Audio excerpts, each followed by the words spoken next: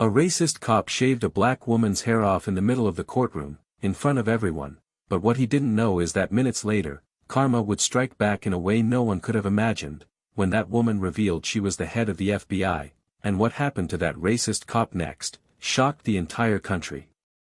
It started like a normal court hearing, with murmurs echoing through the hall as people shuffled into their seats. But something felt off. The tension in the room wasn't just legal, it was personal, almost suffocating. The woman had walked in with her head held high, her posture a mixture of quiet confidence and restrained fury.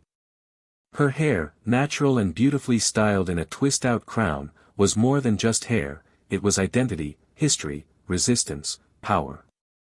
But to him, to the officer standing at her side like a predator stalking its prey, it was a threat.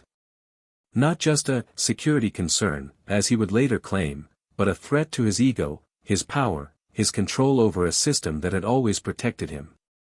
And in that moment, in front of dozens of strangers, legal officials, even the judge, he tried to break her spirit.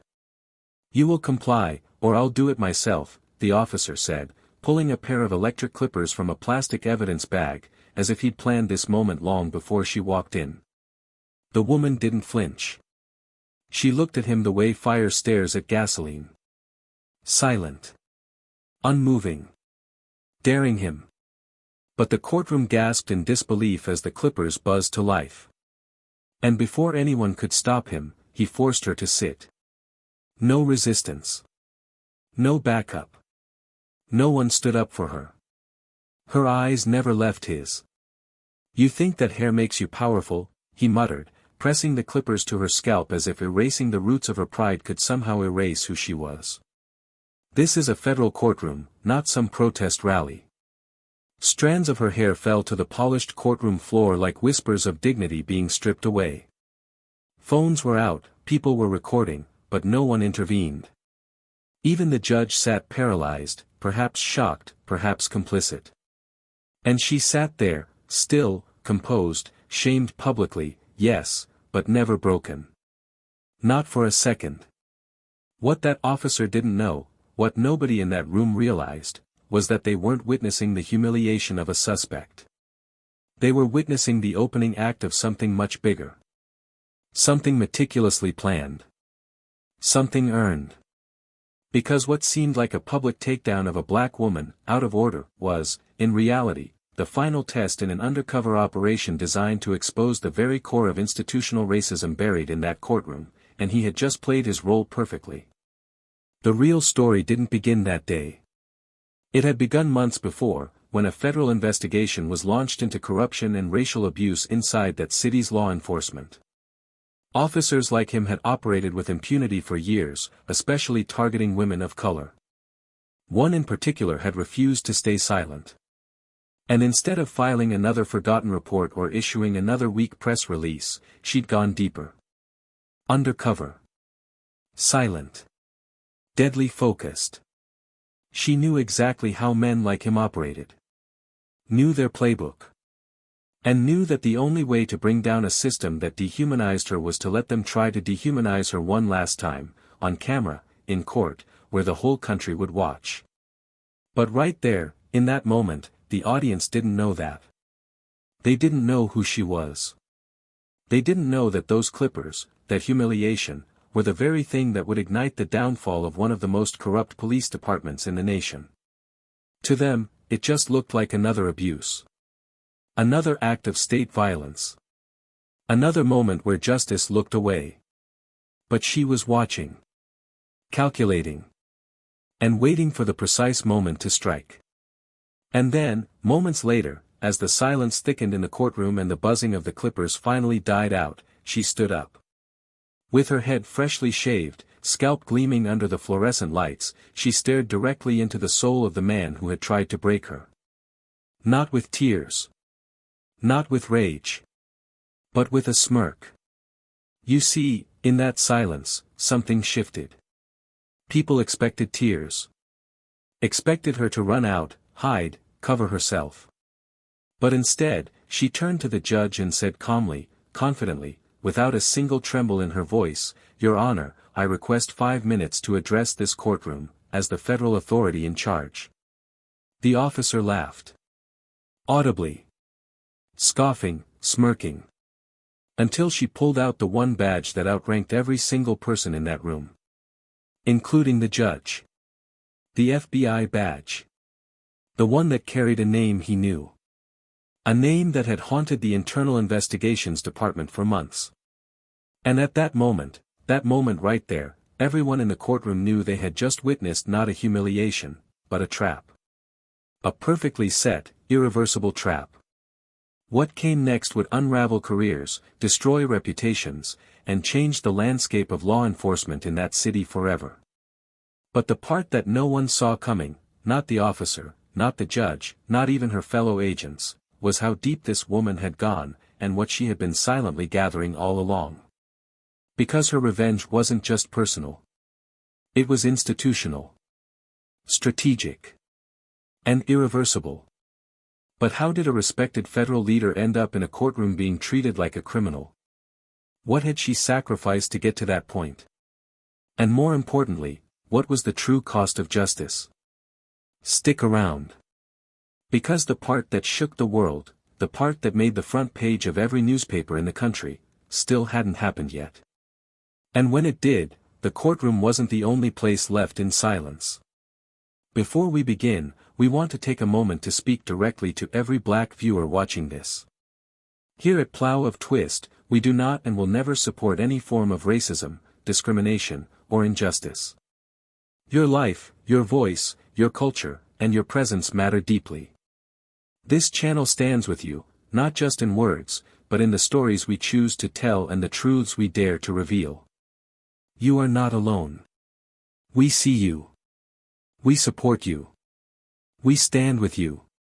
Now, buckle up.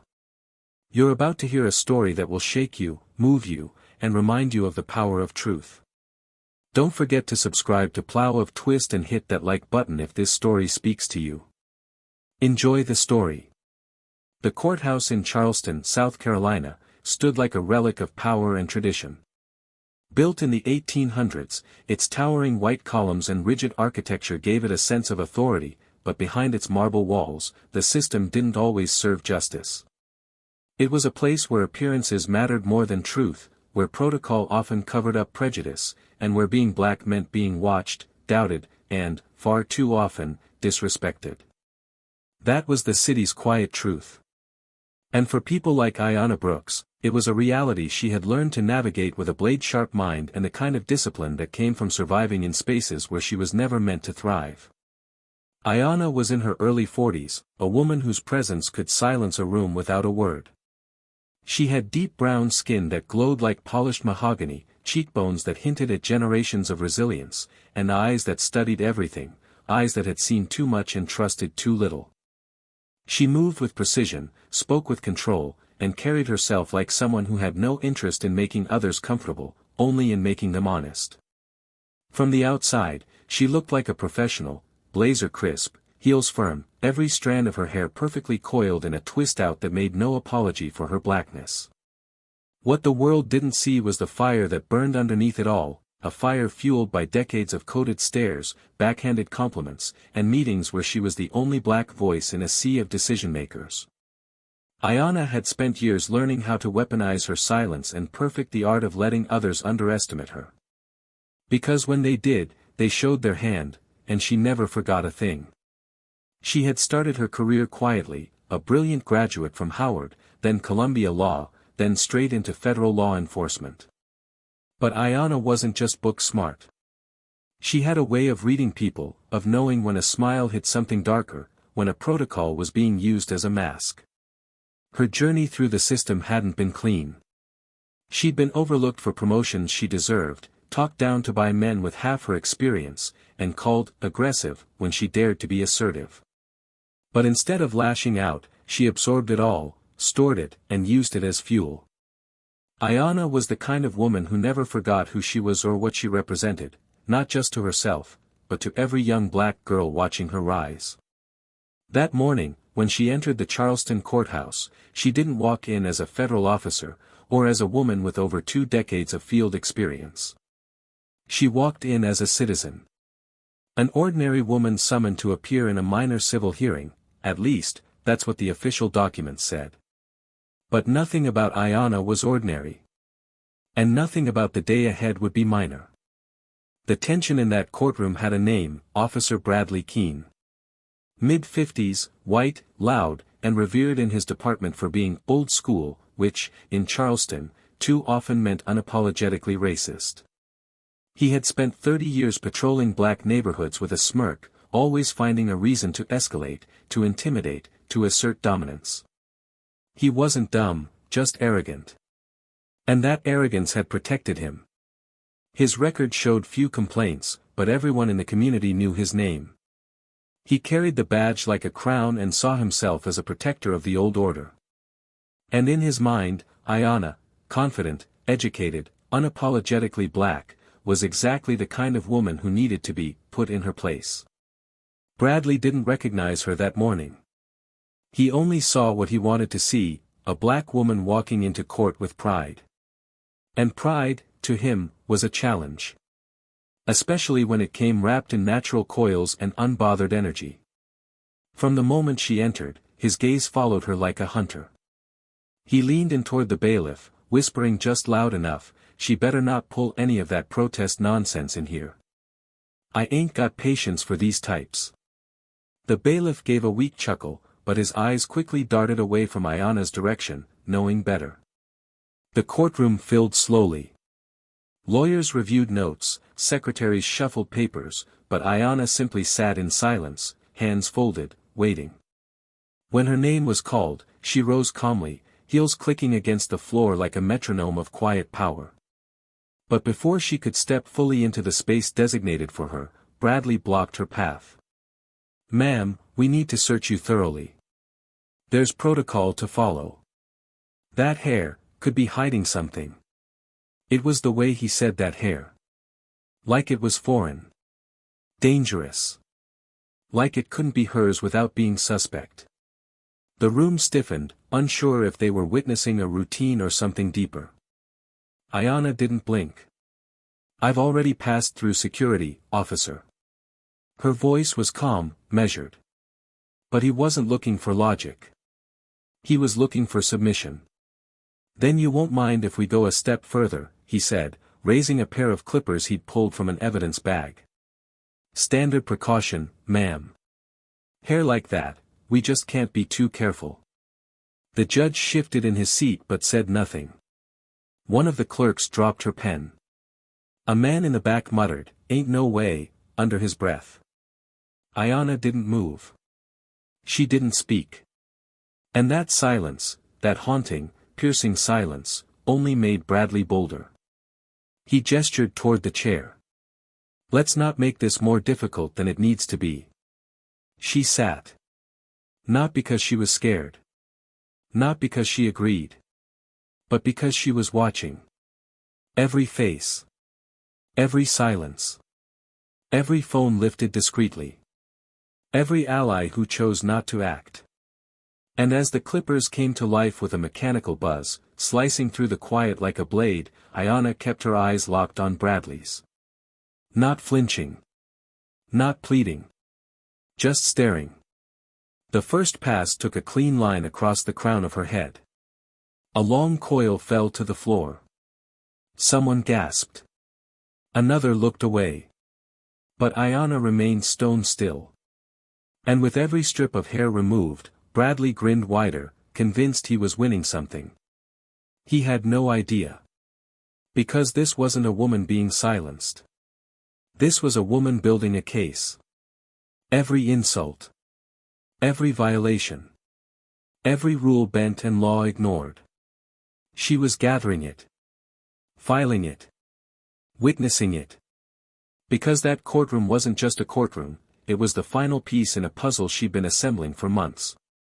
And he had just sealed it for her. But no one else knew that yet. To the people watching, it looked like another day where power bullied dignity. Where nothing would change. Where a black woman was humiliated and no one did a damn thing. What they didn't know was who Ayanna really was. And what she came to do. And soon, very soon, they'd realize that the woman they tried to break wasn't just anyone. She was the one thing Officer Bradley Keene never saw coming. And by the time he did, it was already too late. The moment Ayanna walked out of that courtroom, her scalp raw from the clippers and the room still echoing with an unspoken discomfort, something in the air shifted. Not just inside the courthouse, but in the city itself. People whispered, text messages flew, and social media picked up fragments of shaky footage, each clip showing a woman whose pride had been stripped by a badge and a buzzing machine. And while the comments exploded, some outraged, others disturbingly dismissive, Ayanna walked down those courthouse steps like a soldier returning from battle. Calm. Composed. Controlled. But inside, she burned. Not from shame, not even from pain. From purpose. From precision. From the knowledge that every second of that courtroom disaster had brought her one step closer to what she had planned all along. Outside, the media hadn't arrived yet. It was still too early, still too quiet. But people were beginning to take notice. One young black woman waiting on the sidewalk clutched her phone and stared at Ayanna with wide, wet eyes. "I saw what they did," she said softly, as if unsure she had the right to speak. "You didn't even flinch." Ayanna didn't stop walking. She just nodded once, slowly. "Good. Then they'll remember it." And she disappeared into a black SUV that waited at the curb, its windows already tinted like secrecy. Inside the vehicle sat Agent Marcus Hill, her most trusted field partner. He was younger, maybe early 30s, with the quiet urgency of someone who had seen too much too soon. His jaw clenched the second he saw her bare scalp, but he didn't speak. He knew better than to react emotionally.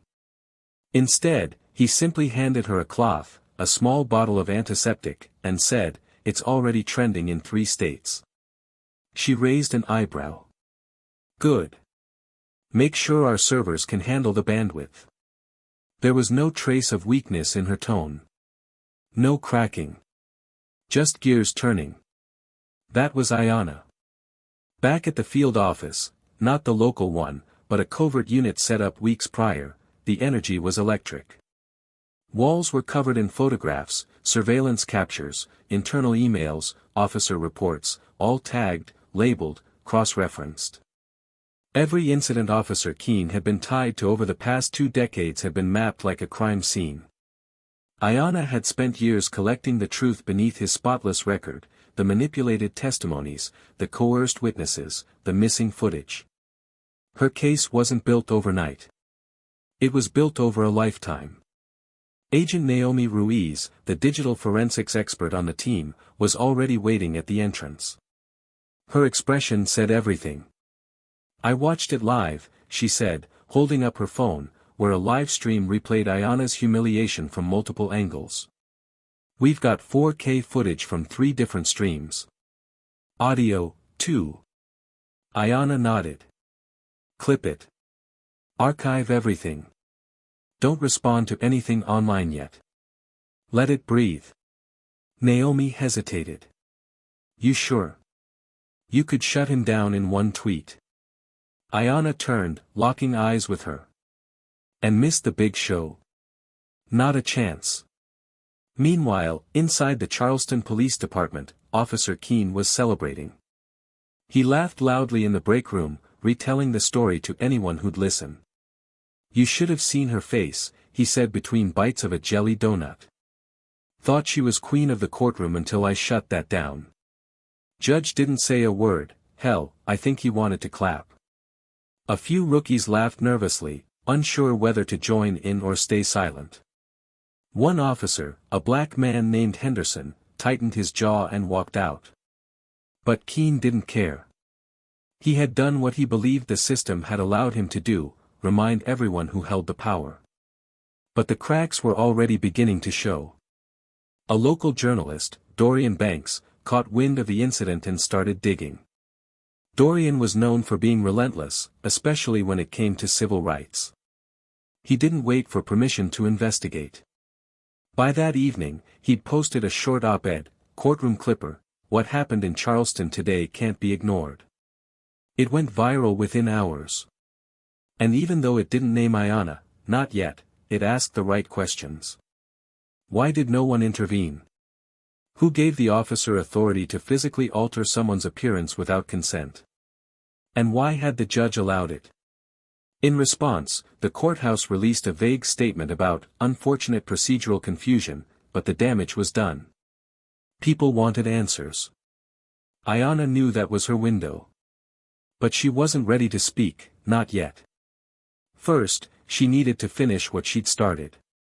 Later that week, in a dimly lit warehouse-turned-field office, Ayanna gathered her team. The walls were now lined with dozens of incident files, internal affairs reports, and witness testimonies that never made it past the complaint desk. Officer Keene's name showed up too many times. But what stood out most, and what Ayanna had spent months proving, was a pattern, the targeting of black women specifically. Traffic stops turned arrests. False accusations. Excessive force. And in each case, Keene walked away untouched. Untouchable. Until now. Ayanna stood in front of the room, her head still bare, marked by the very violence she now aimed to expose. He thought that clippers made him powerful, she said, voice steady but heavy with something deeper. He thought taking my hair would take my power. But what he didn't know was that I never needed protection from him, he needed protection from me. And I just removed it. There was a pause. No one breathed. And then she walked them through the plan. They would release nothing until the hearing. Not the footage. Not the badge. Not the case files. Because the only thing more powerful than truth was timing. Ayanna was building a moment that couldn't be ignored. A moment that would dismantle everything Keene believed made him invincible. And when that moment came, it wouldn't be quiet. It would be broadcast to every screen in America. But tension was building fast. Local protests erupted outside the courthouse. People held signs that read, "My hair is not a weapon," and "Protect black women." Still, no official charges had been filed. Ayanna had to work quickly but methodically. Each legal move had to be precise. Every document had to be flawless. Because she knew what they'd say, that she provoked him, that she made a scene, that she disrespected authority. She couldn't give them a single thread to pull. And then, something unexpected happened. Ayanna received an anonymous tip. A former officer. No name. Just a voice on the line. He told her there were sealed body cam files, hidden audio tapes, and one specific incident that could bring Keene down completely, but it had never seen the light of day. "It's buried," the voice said, "but if you find it, you'll understand why they protected him all these years." She pressed for details, but the line went dead. The next day, Ayanna and Naomi dug into every restricted archive they could access. And late into the night, they found it. A file marked, "Classified Internal, Evidence Review Pending." Inside, a body cam video from 5 years ago. It showed Keene threatening a teenage black girl during a traffic stop, forcing her to strip her hoodie in the middle of a gas station parking lot, claiming she fit the description. The girl had cried. Pleaded. And the camera caught it all. It had been flagged for misconduct, but never reviewed. Ayanna sat in silence, staring at the screen. Naomi broke the tension. "If this goes public, it won't just be about you anymore." Ayanna nodded. "It was never just about me." And so, the final pieces began falling into place. The courtroom hearing was rescheduled. Attendance was made public. Cameras would be allowed. What was initially a routine appearance had now become a spectacle. And the city buzzed with whispers.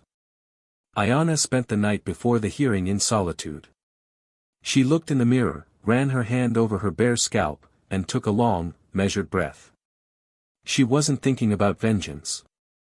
She was thinking about legacy. About every woman who had ever been silenced, mocked, or violated for simply existing. She was thinking about justice. And how it sometimes looked like quiet, strategic fury. And by the time the sun rose over Charleston, and the courthouse steps filled with protesters, reporters, and curious onlookers, Ayanna Brooks was already inside, seated, waiting. Not as a victim. As something else entirely. But what she was about to reveal, not even her closest agents were fully prepared to witness. The courtroom was packed. Not in the usual sense, not like those routine hearings where the benches held a few bored clerks, scattered family members, or half-asleep interns, no. That day, the air was electric. It buzzed with something heavy and unspoken. Reporters whispered into their microphones, cameras rolled in every corner, protesters filled the hallway just outside, their chants seeping faintly through the courtroom walls like a low thunder. Everyone inside could feel that something was about to happen, they just didn't know what. And at the center of it all sat Ayanna Brooks, her back straight, her gaze fixed, her expression unreadable.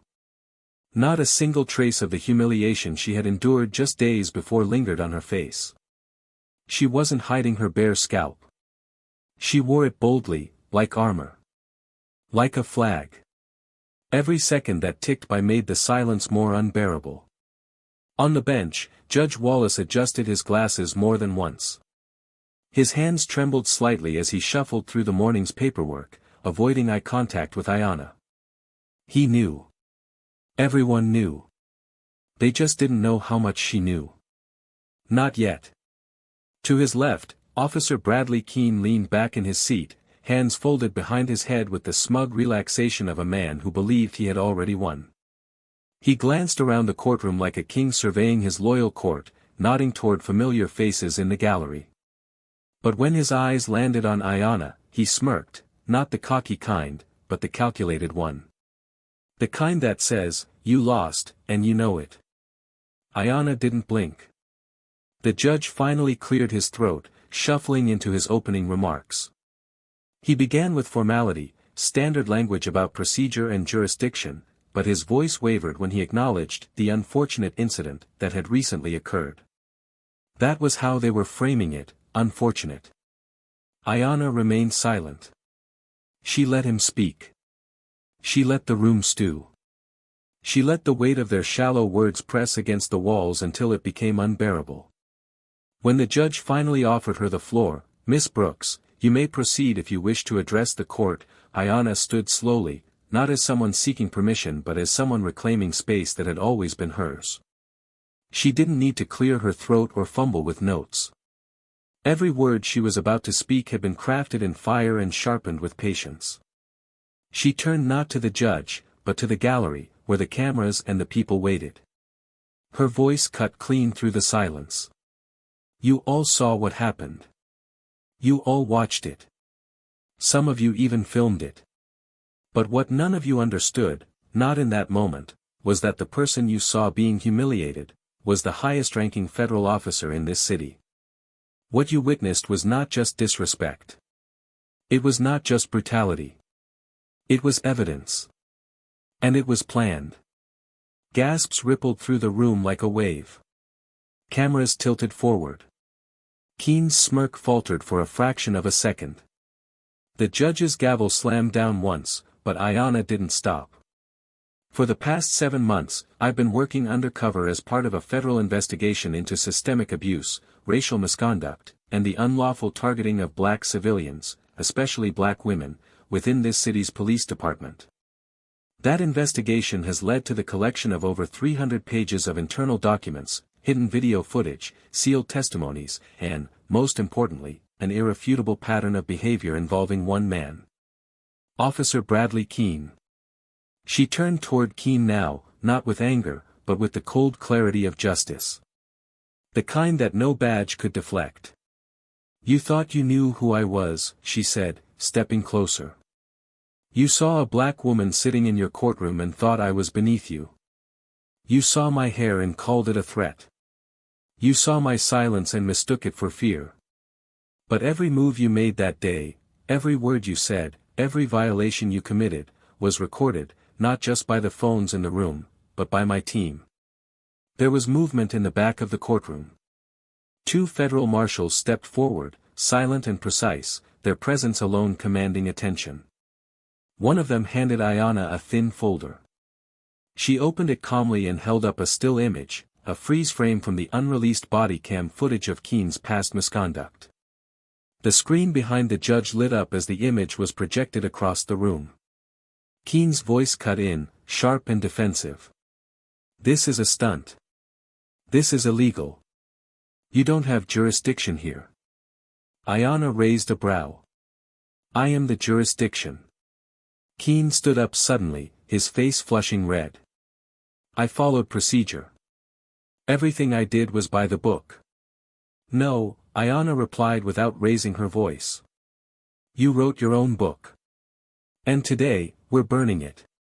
Judge Wallace attempted to intervene, calling for order, but the room was far beyond that now. The balance had already shifted. Ayanna handed the folder to the bailiff, her voice unwavering as she continued. "There is also a sealed file in front of you, Your Honor, containing not just evidence of Officer Keen's repeated violations, but proof that members of this court, including yourself, were aware of his behavior and did nothing." The judge froze, his gavel halfway in the air. "I suggest you review it quickly," she added, "because by the end of today, the Department of Justice will be holding a press conference, and every name in that file will be made public." A stunned silence took over the room. Even the reporters stopped typing. Keen's eyes darted between the judge, the marshals, and Ayanna. His mask cracked completely now. "You set me up," he whispered. "This was all a setup." Ayanna stepped closer, her voice suddenly soft but sharp as a blade. "No, Officer Keen. This was accountability. You just played your part." In that moment, as the marshals approached Keen, his posture shifted from arrogance to desperation. He backed away, stumbling slightly as he pleaded with the judge. "You're not gonna let this happen. You know me. You know me." But the judge didn't respond. He had opened the file and now sat motionless, pale, eyes locked on the pages in front of him. Keen's voice grew frantic. "You can't do this to me. I served this city for 30 damn years." Ayanna didn't even look at him anymore. She was focused on the people. On every black woman watching, in that room and on screens across the country, whose dignity had been shaved off by systems built to ignore their worth. She was speaking to them now. "This is what justice looks like," she said. "It doesn't always come with sirens or handcuffs. Sometimes it comes in silence. Sometimes it comes with evidence. Sometimes it comes when you finally stop waiting for permission." As the marshals placed cuffs on Keen, his hands trembling, his eyes wild with disbelief, he looked at Ayanna one last time. "You planned this. You destroyed me." Ayanna met his gaze for the final time. "No. You did that yourself." The room erupted. Reporters scrambled, the gallery shouted, but Ayanna didn't move. She remained still, centered, as the system finally cracked under its own weight. But even as the doors closed behind Keen, one final revelation was still to come. And that would be the part no one expected. The courtroom was still humming with disbelief long after the cuffs clicked shut around Officer Keen's wrists. He'd been escorted out by two federal marshals, stumbling more from shock than resistance, eyes darting around the room like a man watching the walls of his life collapse. Reporters spilled out into the hallway, phones raised high, recording every second, every shout, every unspoken emotion. Inside, a thick silence lingered. A silence that didn't come from fear, but from realization. The kind that hits hard and stays heavy. People were processing what they had just witnessed, a system cracking open in real time, not with noise, but with strategy, with truth. Ayanna stood where she'd been the whole time, centered, rooted, untouched by the chaos around her. Her eyes scanned the gallery, and for the first time, she saw something new in their faces. Not pity. Not curiosity. But respect. Judge Wallace sat motionless, his fingers pressed against the sealed folder she'd handed him. He hadn't said a word since opening it. The weight of what he had read was written across his face, the slow dawning of a man realizing he had been complicit, whether by silence or survival. When he finally looked up, his voice was hoarse. You built this case, while under surveillance. While pretending to be, he trailed off, unable to find the words. I wasn't pretending, Ayanna replied, her voice steady, but with a heat that burned underneath. I was treated like every other black woman you've ignored in this courtroom. I didn't have to pretend. You all made it real. He opened his mouth to speak again but found himself mute. There was nothing to say that wouldn't sound like an excuse. He knew it. And so did she. Before he could recover, the courtroom doors opened, and a new figure entered. Tall, lean, dressed in a dark suit, his badge already visible in his hand. It was Deputy Director Marcus Hill. His presence shifted the room's energy again, narrowing the tension to a laser point. He approached Ayanna and offered a single nod, subtle but powerful. She returned it. Everything's in motion, Marcus said, his voice low but firm. The DOJ has just gone live. Press conference started 2 minutes ago. They're naming names. It's already trending everywhere. Ayanna exhaled, not in relief, but in release. A slow breath she'd been holding for years. Then it begins. As Marcus turned to exit, Ayanna's eyes landed on a woman sitting quietly in the back corner of the courtroom, the same woman who had stopped her outside the courthouse days earlier, phone clutched tight, voice trembling with admiration. She was still there, but now her face looked different. Firmer. Like someone who'd just seen something they never believed possible. Ayanna walked toward her. Slowly. Intentionally. And when she reached her, she leaned down just slightly and said, "Make sure they see you." Every time. The young woman nodded, tears welling. "I will. I swear." That exchange, that moment between two strangers, felt louder than everything that had come before. But just as Ayanna was turning to leave, the courtroom doors flew open again, this time with urgency. One of the marshals from earlier rushed back in, out of breath, walking straight to Ayanna. "There's a problem." Her body tensed instantly. "What kind of problem?" "It's Keen. He asked to speak to you." Marcus, who had just reached the doorway, turned sharply. "That's not protocol. He's in federal custody now." "I know," the marshal replied, nervous. "But, he said it's not about him. He said it's about the case. About what's missing." Ayanna's jaw clenched. Not because she was afraid, but because she knew Keen. He was too arrogant to beg for redemption. If he was asking to talk, it was for a reason. And reason, she'd learned, was always laced with agenda. Still, she nodded. "Take me to him." The holding room was cold and dimly lit, more of a temporary cell than an interrogation space. Keen sat with his hands still cuffed, his shirt slightly wrinkled now, his composure cracked. But not shattered. When he saw Ayanna, he straightened in his seat. "Didn't expect you to actually come," he said, trying to sound in control. But the tremor in his voice betrayed him. "You asked," she replied, arms crossed, eyes locked on him. "So talk." Keen looked around the room, then leaned forward slightly. "You think this ends with me, don't you? That you got what you wanted?" Ayanna didn't move. "I didn't come for what I wanted. I came for the truth." He let out a short, bitter laugh. "Then listen carefully. There's a name you missed. A file that's been scrubbed from every internal system. You think I was the top of this food chain?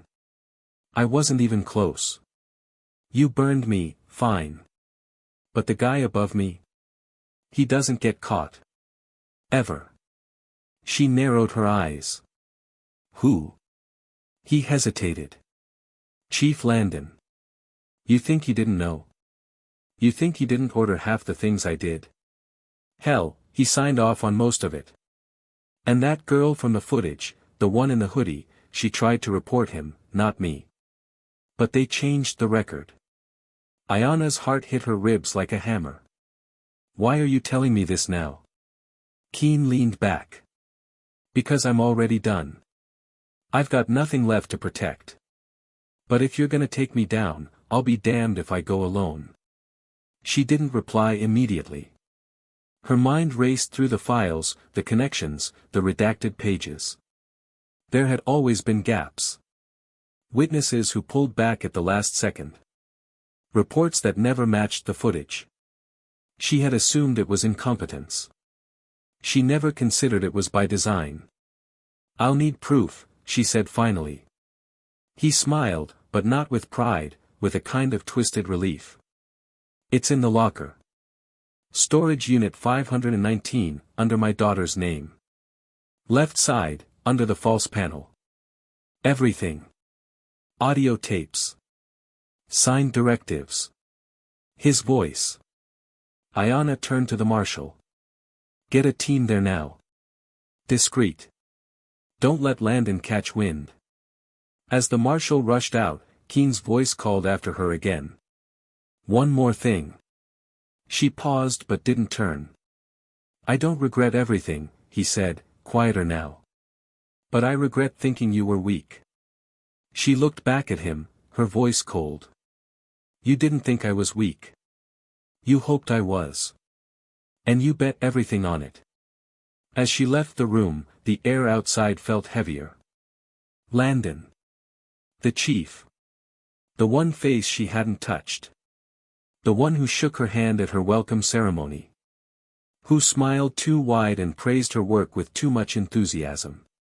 The man who called her articulate in front of a crowd. Now it all made sense. She had cracked the surface. But underneath it, the real rot had been hiding all along. And taking down Keen was only the beginning. The drive back from the holding facility was silent. Ayana sat in the back of the unmarked black vehicle, her eyes staring through the tinted window, but she wasn't seeing the streets of Charleston blur past her. Her mind had already moved elsewhere, to a storage unit marked 519, to a file hidden under her enemy's daughter's name, to audio recordings that, if real, would prove everything she suspected. Her face remained unreadable, but inside, something deeper than anger had begun to settle. Not rage. Not vindication. It was the weight of knowledge. The knowledge that what she'd exposed so far wasn't the conclusion, it was just the first crack in a dam that had been holding back decades of corruption, of unchecked power, of lives stolen and rewritten behind the shield of law and order.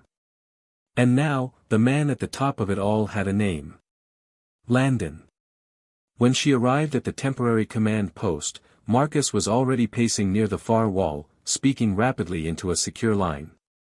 Naomi sat hunched over a console, watching real-time surveillance of the storage unit. The team had moved quickly, they had to. If Landon even suspected what was happening, he'd bury the evidence before they could get their hands on it. Ayana stepped forward just as Naomi's screen lit up with a live feed from the unit. Two agents, dressed in plain clothes, opened the metal door. They scanned for cameras, swept the perimeter, and then moved inside. Within minutes, they found it. A silver lockbox, tucked beneath a false wooden panel. No labels. No markings. Just a simple code lock and a USB drive taped to the underside of the lid. Naomi immediately began downloading the files onto a secure channel, her fingers flying across the keyboard with a focus that rivaled a surgeon. As the feed streamed in, Ayana remained perfectly still behind her, arms crossed, watching each digital bar load with the tension of someone waiting to detonate a truth that could not be undone. It started with audio. Clean. Undeniable. A voice, deep and calm, giving instructions with clinical detachment. If she pushes back, reassign the case to Division B. If it reaches federal oversight, redirect the documentation through the Internal Review Board. Use coded language. No direct names. Another file loaded, this time, a recording of Landon himself. If anyone finds out she's running point, make it personal. Get under her skin. The optics matter. Let someone like Keane handle it. Someone who'll do what needs to be done without asking questions. There was a pause. Then his voice added with a cold chuckle, women like her always crack when it gets personal. The room went quiet. Naomi didn't even glance back. It's him. No doubt. This is enough to bury him. Ayanna nodded, but her jaw was clenched. Not in satisfaction, but in restraint. Because now the dilemma began. Not just what to do with the evidence, but how. There were protocols. Legal chains of custody. Official steps. But this wasn't just about policy anymore. It was about truth. And timing. If they played it by the book, the department could suppress the files, cite ongoing investigations, and delay it until the public moved on. But if they went public now, with the audio, the proof, the names, it would be irreversible. It would light the city on fire. And the question that hovered in the air like smoke was, would it change anything? Marcus spoke first. We drop this now, it's a war. You know that. Ayanna looked at him, her voice low. It already is. He stepped closer. You've already made history. You brought Keane down in open court. You proved systemic abuse. You changed everything in that room. But this is deeper. If we go after Landon, we're not just shaking the department. We're dismantling the whole foundation. She didn't flinch. Good. He searched her face. Are you ready for that fallout? For what it's going to do to people who still believe in the system? There are good officers here. People who are trying. Ayanna's expression didn't soften. Then let them step up. Let them decide which side they're on. Naomi finally turned from her screen. There's more. Not just orders. There are photos. Redacted files. Logs of payments. Internal memos. He wasn't just overseeing it. He was running it. Marcus ran his hands down his face. We leak this, he'll deny everything. Call it edited. Call it a political attack. He'll weaponize the public confusion. People trust him. He's been chief for years. Decorated. He's got endorsements from senators, community leaders, who never looked under the surface, Ayanna snapped. And some of them didn't want to. The silence returned, heavy. And then, from the other room, came a buzz. A call. Naomi picked it up, her eyes narrowing. She motioned to Ayanna. It's Landon. The temperature dropped.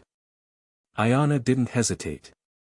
She took the phone and stepped into the next room, closing the door behind her. For a long second, she didn't speak, and neither did he. It was a strange kind of silence, thick with acknowledgement. Then he began, calm, as if addressing an equal. You played it well. Ayanna's voice was like a blade. You gave me the pieces. I just put them together. He chuckled. I suppose I did. Still, it's not too late to close the file. We can clean this up. Quietly. You've made your point. Her grip on the phone tightened. You think this is about a point? I think this is about control, Landon replied. You take me down, you don't just bring the department down. You bring down every bridge you ever walked across to get where you are. The ones who hired you. The ones who promoted you. They'll turn on you too. I'm not afraid of burning bridges, she said. I built my own roads. A pause. Then his voice grew darker.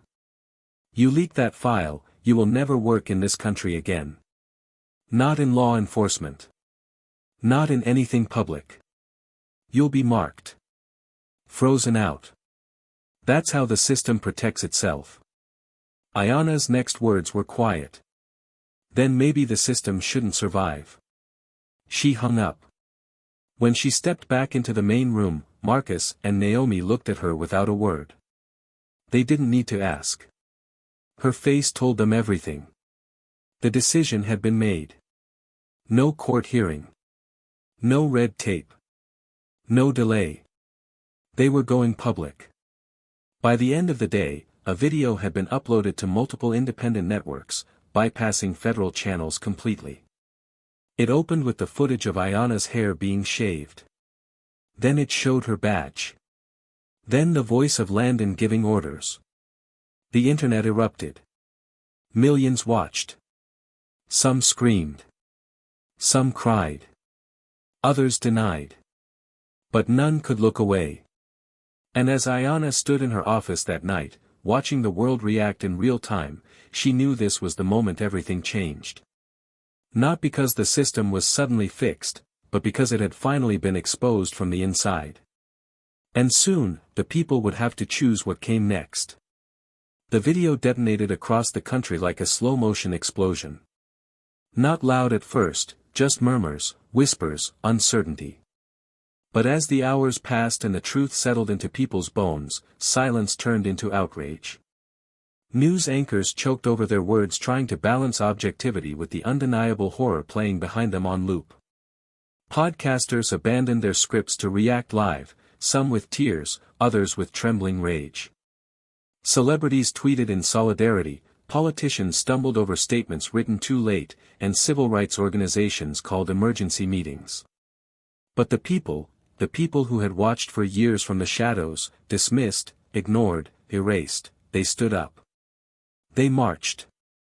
They cried in barbershops, on porches, in classrooms. They told their own stories now, inspired by the courage of the woman who let herself be publicly broken so she could finally break the system. Ayanna sat alone in the back room of the field office, lights dimmed, the soft hum of electronics filling the silence around her. The weight of everything she'd unleashed pressed on her shoulders, not as a burden, but as truth, heavy, undeniable, earned. On the wall across from her, multiple screens showed the chaos that was still unfolding. Protesters blocked streets in Charleston, chanting her name like a promise. College students marched in D.C. with signs bearing her image. A group of retired officers in Chicago issued a public letter demanding a full federal audit of departments across the country. And in every corner of every feed, people were watching. They had seen the blade. They had heard Landon's voice. They knew it was real now. Marcus entered the room without knocking, something he'd only started doing in the past few days, ever since everything changed. He stood quietly for a moment before speaking, his voice softer than usual. "You haven't slept." Ayanna didn't take her eyes off the screen. "There's no time. You can't carry it all," he said, stepping closer. "Even you." She exhaled, not tired, focused. "I'm not carrying it. I'm holding it in place. So it doesn't fall on someone else." He sat down beside her, watching the footage flicker. "You should have seen the calls that came in. I had a senator's assistant begging for a private meeting. DOJ wants to schedule an internal review with you. Half the precincts are silent, the other half are scrambling to scrub their records clean. You dropped a hammer." She finally looked at him. "No. I just lit a match. The fire's theirs now." Marcus leaned forward, elbows on his knees, and for a long time said nothing. Then, his voice dropped into something lower, more vulnerable. "You remember when we first started working together? I asked you how you could walk into rooms full of people who hated you and still stay calm. You told me, I don't need their love. I need them to move. I never forgot that." Ayanna nodded slowly. "It's never been about me. But it is now," Marcus said. "Whether you want it or not, you're the face of this. You were the one in that courtroom. You were the one humiliated. And you're the one who turned it into a reckoning. People see you now. They're following you. Not the badge. You." She turned away from the screen. Then we better make sure I lead them somewhere worth going. At that moment, Naomi walked in, tablet in hand, eyes wide. We've got something. An encrypted folder embedded in the audio files. Took me this long to find it because it wasn't named. It was hidden like bait. Ayana's spine straightened. What is it? Naomi sat beside her, sliding the tablet across the table. It's messages. Audio logs. Voice memos, but not from Landon. From someone higher. Way higher. Marcus frowned. You mean, federal? Naomi hesitated. Worse. Cross-departmental. Private sector links.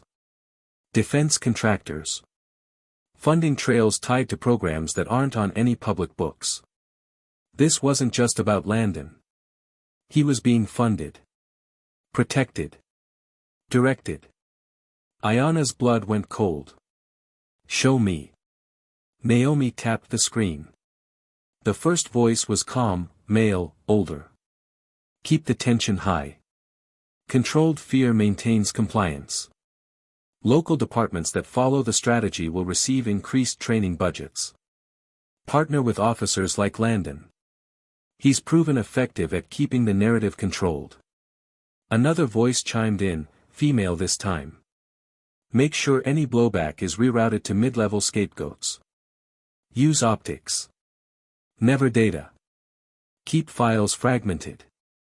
Ayana listened in silence, her face unreadable, but inside, the final pieces of a puzzle she hadn't even realized she was solving began to lock into place. This was bigger than Charleston. Bigger than one courtroom. It was a strategy. A national blueprint for maintaining control, for ensuring the balance of power never tipped too far toward justice. And she had just exposed the first crack in that armor. She leaned back in her chair, letting the weight settle. We have to go further. Marcus's eyes narrowed. You're talking federal hearings. Whistleblower protections. A full audit of DOJ-linked programs. Ayana didn't blink. I'm talking exposure. Everything. All of it. Names. Contracts. Networks. We bring in independent prosecutors. We release a second video. We show the American people that it wasn't just one man with a pair of clippers. It was a system. Designed. Funded. Protected. And we tear it down brick by brick. Naomi looked hesitant. There's risk. You know that. Real risk. We take this route, you won't be a field agent anymore. You'll be a political target. You'll lose your clearance. Maybe worse. Ayana nodded. I know. Marcus's voice lowered. You'll never be anonymous again. Her eyes were sharp now. Focused. I was never invisible. They just pretended not to see me. The team fell silent, each one feeling the weight of the moment. This wasn't about a badge anymore. It was about choice. About truth. About what kind of country they wanted to live in, and whether they had the courage to help shape it. Ayana stood up slowly, her voice calm but electric. Set the press conference. I'll speak. I won't wear a wig. I won't hide the footage. And I won't give them a version of me they can digest comfortably. They'll see the whole thing. Every brutal inch. Marcus watched her, his eyes full of something close to awe. You sure? She turned to him, then Naomi. You ever wonder how revolutions begin? Naomi tilted her head. With speeches? Ayana shook her head. No. With mirrors. When enough people finally see themselves in the one who stood up. She walked out of the room without another word, and the others followed. Because no one wanted to be on the sidelines anymore. The truth had arrived. And it wasn't leaving quietly. The room was silent as Ayana approached the podium. Not the courtroom this time, but a national press conference, streamed live from Washington, D.C., with flags behind her and journalists in every seat, all eyes fixed on her. There were no handlers, no filtered scripts. She stood before the nation as herself, stripped of any illusion, still bearing the scars of the institution she had dared to confront. Her voice, calm yet thunderous, echoed across networks and through screens as she laid bare the final layer of truth. The recordings were played publicly, the networks shared live evidence of the systemic conspiracy, and the hidden directives that had supported racial abuse across departments nationwide were finally exposed. No one could say it wasn't real now. No one could hide behind bureaucracy anymore. And Ayanna didn't just speak as a victim, she spoke as a witness to history, and as an architect of its unraveling. Within 72 hours, Chief Landon was stripped of his position, placed under federal investigation, and indicted on conspiracy and obstruction charges. The fallout swept through the department like a cleansing fire. Several ranking officers resigned. Internal investigations were reopened in 5 states. The Department of Justice was forced to initiate a full audit, and an independent civilian oversight committee was approved by Congress for future monitoring. But more than the policies and resignations, something deeper shifted. The people had seen the unfiltered truth, not through the lens of news, but through the undeniable experience of a black woman who had endured it and refused to stay silent. Ayanna had changed something intangible. The public now knew that power, when unchecked, would always protect itself. But also that truth, when carried with courage, could crack even the thickest walls. Officer Bradley Keene's story didn't end in a cell of silence.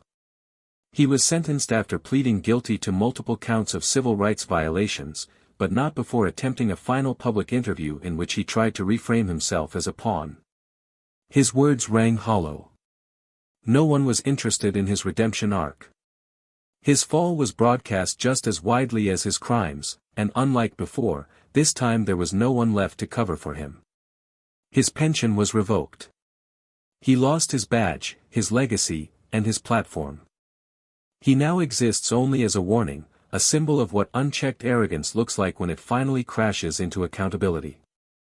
As for Marcus and Naomi, their paths expanded beyond the case. Marcus was promoted to head of a new division, one focused entirely on systemic reform and ethical oversight. No more bureaucracy for the sake of image. Naomi took the evidence Ayanna uncovered and created a digital archive accessible to the public. She partnered with tech developers to build an open-source tool for flagging and tracking officer misconduct. For the first time in decades, people had real-time access to patterns of abuse, not buried reports or filtered data, but truth, raw and available. And Ayanna? She walked away from her position, not in defeat, but in evolution. She declined every offer to remain in federal law enforcement. She turned down high-ranking promotions, speaking tours, and political appointments. Instead, she founded an institute dedicated to empowering black women in leadership and law, with one goal, to build a new generation of decision-makers who wouldn't just survive within the system, but reshape it. Her first public statement after stepping away wasn't a press release. It was a letter, handwritten and scanned, published in every major newspaper. In it, she wrote, "I did not fight to rise within broken walls. I fought to break them so others wouldn't have to climb over the same ruins. We deserve more than survival. We deserve power that doesn't ask us to erase ourselves to wield it." That message reached farther than any badge ever could. Across the country, high schools added her name to curriculum discussions. College students organized forums in her honor. Artists painted murals of her face, bald and proud, with the words, "My hair is not a threat," beneath. But more than admiration, Ayanna's legacy sparked action. Communities began demanding transparency. Local councils were pushed to adopt oversight reforms. Her sacrifice, her fire, ignited something collective. A cultural shift rooted not just in anger, but in clarity. The illusion was gone. The mirror had been lifted. Now, let's pause here. And breathe. Because stories like this, they aren't just about injustice. They're about recognition. About how often black women carry the full weight of systems on their backs, only to be asked to smile through it. About how silence is weaponized against them, and how, when they finally raise their voices, they're called too loud, too emotional, too dangerous. Ayana's story reminds us that strength doesn't always roar, sometimes, it waits. It calculates. And then it strikes with purpose so precise, no one sees it coming until it's too late. But now I ask you, how many Ayanas have we ignored? How many truths have we scrolled past, too tired to care, too used to the violence? What would change if we actually listened? If we stood up not only when the cameras are rolling, but when the rooms are quiet and the injustice is silent? So now I want to hear from you. What did this story make you feel? Did it challenge something in you? Did it remind you of a moment when you were silent, or when you finally spoke? Tell us in the comments below. Don't just watch this story. Join it. And if this moved you, even just for a moment, I invite you to be part of something bigger. Subscribe to Tales of Twist, where we tell stories that cut deep, reveal hidden truths, and remind you of the power you carry when you choose to stand. Hit the like button, share this with someone who needs it, and never forget, truth always finds a way.